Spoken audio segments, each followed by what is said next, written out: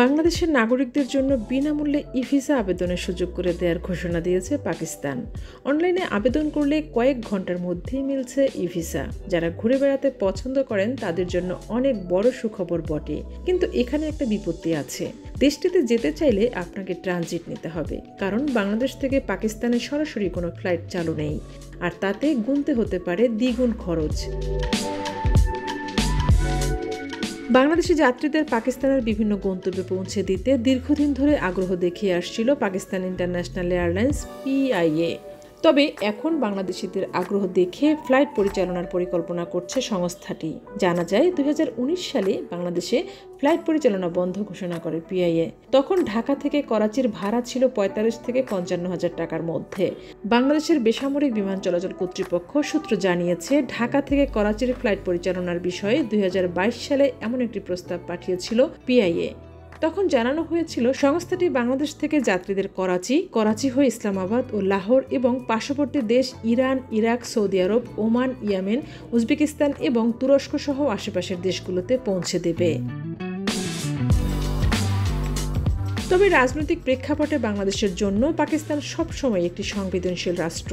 সার্বিক পরিস্থিতির পরিপ্রেক্ষিতে বেবিচক থেকে তাদের বলা হয়েছিল ফ্লাইট পরিচালনার আবেদনের আগে দেশটির পররাষ্ট্র মন্ত্রণালয়ের মাধ্যমে বাংলাদেশের পররাষ্ট্র মন্ত্রণালয়ের সঙ্গে যোগাযোগ করতে।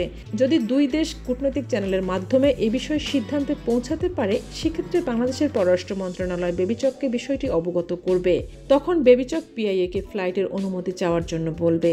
তবে ওই সময় কূটনৈতিক চ্যানেলে ইতিবাচক সাড়া না পাওয়ায় বিষয়টি এর সামনে এগোয়নি। বর্তমানে ফ্রি ভিসা দেওয়ার কারণে PIA আবারও ফ্লাইট পরিচালনার কথা ভাবছে, আর এটি যদি হয় তাহলে অতিরিক্ত খরচ গুনতে হচ্ছে না। জানা যায় PIA-এর পক্ষ থেকে বলা হয়েছে ঢাকা করাচি আকাশপথে ফ্লাইটটি পুনরায় পরিচালনার চিন্তা করা হচ্ছে। সিদ্ধান্ত চূড়ান্ত হলে সকলকে জানিয়ে দেওয়া হবে। এ বিষয়ে বাংলাদেশের পক্ষে বেবিচক কর্তৃপক্ষ জানিয়েছে, PIA ফ্লাইটের আবেদন করলে অনুমতির বিষয়টি পরবর্তীতে যাচাই বাছাই করে দেখা হবে। এটা নিঃসন্দেহে আসার খবর। এবার জানা যাক এখনই পাকিস্তান যেতে চাইলে খরচ কত হতে পারে। বাংলাদেশ থেকে বর্তমানে মধ্যপ্রাচ্যের কয়েকটি এয়ারলাইন্স নিজ নিজ দেশে ট্রানজিট নিয়ে পাকিস্তানে যাচ্ছে। ট্রানজিটের সময় সহ ঢাকা থেকে পাকিস্তানের করাচি যেতে 8.5 থেকে 13 ঘন্টা সময় লাগে। ফেরার সময় অবশ্য 2 ঘন্টা কম লাগে। এই রুটে ইকোনমি ক্লাসে রিটার্ন সহ সর্বনিম্ন ভাড়া পড়ে 88,000 থেকে 1,20,000 টাকা পর্যন্ত।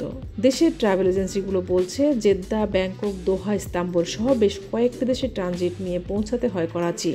তাতে সময় লাগে 20 থেকে 22 ঘন্টা, খরচও 2 থেকে 2.5 গুণ। অন্যদিকে পাকিস্তান ইন্টারন্যাশনাল এয়ারলাইন্স যদি ভারতের আকাশসীমা ব্যবহার করে তাহলে 4 থেকে 4.5 ঘন্টায় ঢাকা থেকে সরাসরি করাচি পৌঁছানো সম্ভব।